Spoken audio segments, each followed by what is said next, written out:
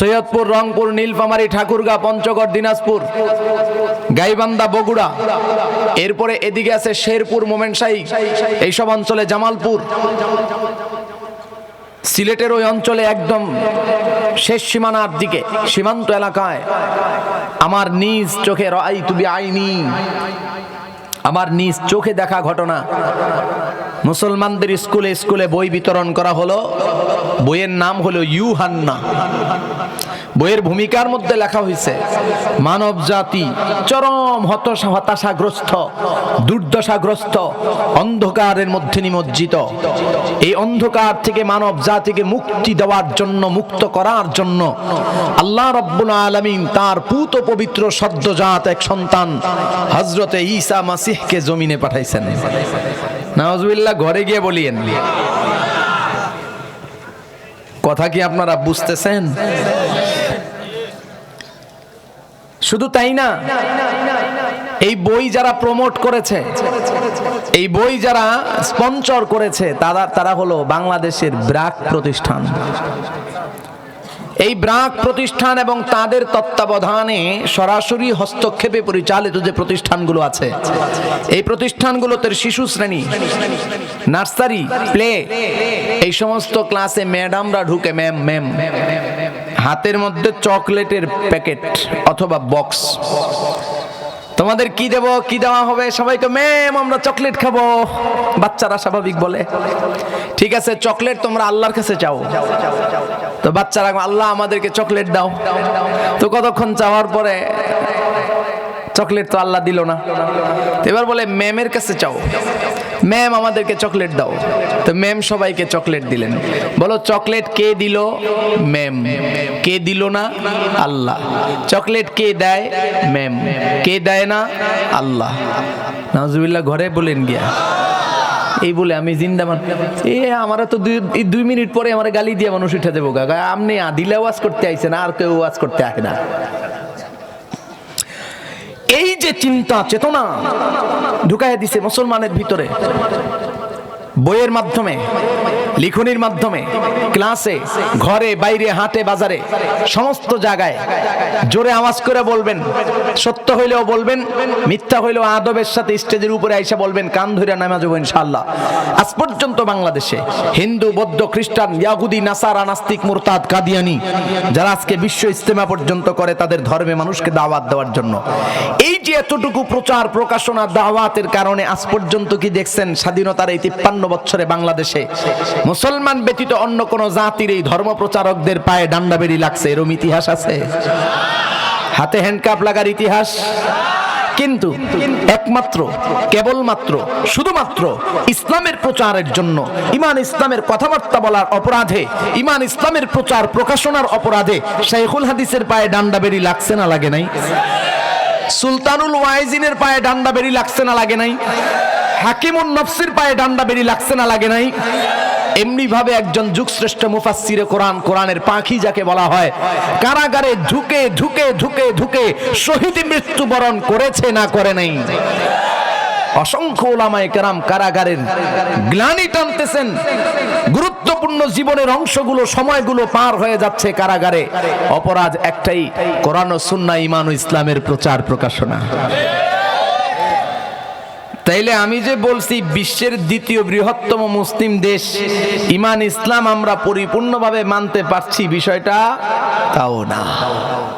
মায়েরা কথা বলিয়েন না, আপনারা একটু মনোযোগের সাথে শুনেন। আপনাদের কাছে আসতেছি, এই ওয়াজগুলোও আপনাদের জরুরি। এই যে বাংলাদেশের পরিস্থিতি, সারা পৃথিবী থেকে ঈমান ইসলামের এত দৈন্য দশা, দুর্দশা, এটা কার কারণে? বলেন আমার কারণে। কার কারণে? আমাদের না, আমার কারণে। আমার কারণে।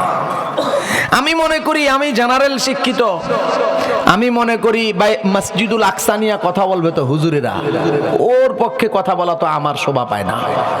আমি মনে করি বাবরি মসজিদ নিয়ে কথা বলবে হুজুররা। আমি মনে করি বাংলাদেশে যে সমস্ত নাস্তিক মোরতাদ ব্লগাররা নবী আলাইহিস সালাতু ওয়াস সালামের ইজ্জতের উপর আঘাত করে লিখনির মাধ্যমে, বক্তব্যের মাধ্যমে, তাদের প্রতিবাদ করার জন্য হুজুররা আছে। আমি মনে করি কাদিয়ানির বাচ্চারা নবী আলাইহিস সালাতু ওয়াস সালামের খতমে নবুয়তের চেয়ার নিয়ে টানাটানি করতেছে, তাদের বিরুদ্ধে কথা বলবে হুজুরেরা। বিশেষ করে বর্তমান সময়ে বাংলাদেশে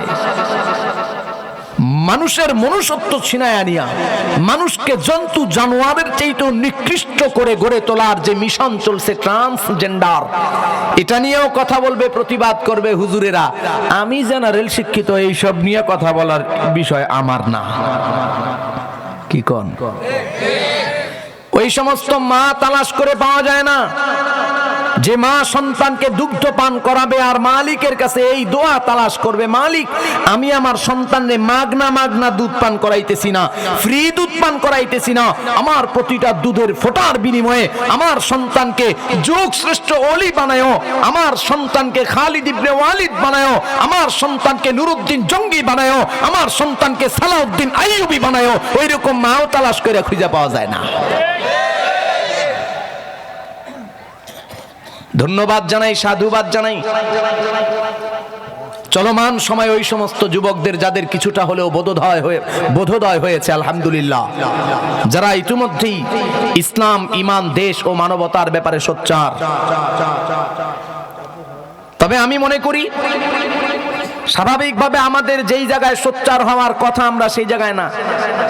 দেশ যখন গরম হয়, নির্ধারিত নিয়মে 5 বছর 8 বছর পর পর একটা গরম সময় আসে না, তখন যুব সমাজ খুব সোচ্চার থাকে। 500 টাকার একটা কড়কড়া নোট পাবে। আগে 500 টাকার নোট থাকতো, এখন আর ওইটাও কয় হুজুর বাগে শেষ পর্যন্ত 150 টাকাও টিকে না। কথা কয় না? একটুকের কারণে রাস্তাঘাটে মিছিল, মিটিং, স্লোগান, নেতার চরিত্র আসমানে উড়াইয়া দিতেছে, বহুত কায়দা কানুন, কিন্তু ঈমান ইসলামের কাতারে দুর্বল। নারায়ে তাকবীর স্লোগান দিলে আমার সভাপতি পদ চলে যেতে পারে, সেক্রেটারি পদ চলে যেতে পারে, সদস্য পদ বাতিল হয়ে যেতে পারে। এই জন্য স্লোগান ভুলে গেছে যুব সমাজ। জাতীয় স্লোগান, মুসলমানের জাতীয় স্লোগান ভুলে গেছে যুব সমাজ। বাংলাদেশের মানিকগঞ্জের এই প্রান্তে কোন একজন নওজোয়ান যদি বলে আমি মুসলমান, তো আমার জবানে যে কালিমা, যে তাকবীর উচ্চারিত হবে, আফ্রিকার জঙ্গলের ওই প্রান্তে একেবারে জীর্ণ শীর্ণ ঘরের কোন এক নওজোয়ান, নিগ্রো, কালো, ও দাঁড়ায় যদি বলে আমিও মুসলমান, তার জবানেও একই কালিমা, একই তাকবীর, কোনো সন্দেহ। আমরা ভুলে গেছি তাকবীরের ইতিহাস, ভুলে গেছি। যুগ যুগ ধরে যারা এই বাংলাদেশে মুসলমানদের উপর নির্যাতন, নিপীড়নের স্ট্রিম রোলার চালিয়েছিল, সেই গৌর গোবিন্দ এবং তার চেলা চামুন্ডারা, শাহজালাল ইয়ামানী রহমাতুল্লাহি আলাইহি গুটি কয়েক সহচর নিয়ে আজান দিয়েছিলেন, তাকবীর দিয়েছিলেন, যে তাকবীরের আওয়াজে যুগ যুগ ধরে চলে আসা নির্যাতন, নিপীড়ন করার হোতা গুরু যারা, তারা তাদের চেলা চামুন্ডাদেরকে নিয়ে লেজ গুটায়া পালাইতে বাধ্য হয়েছিল।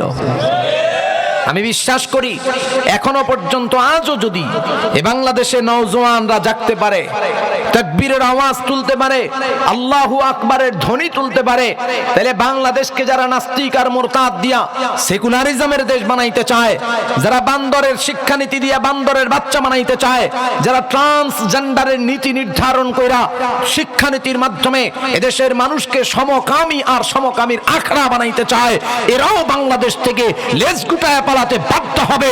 কোনো সন্দেহ নাই, কোনো সন্দেহ নাই।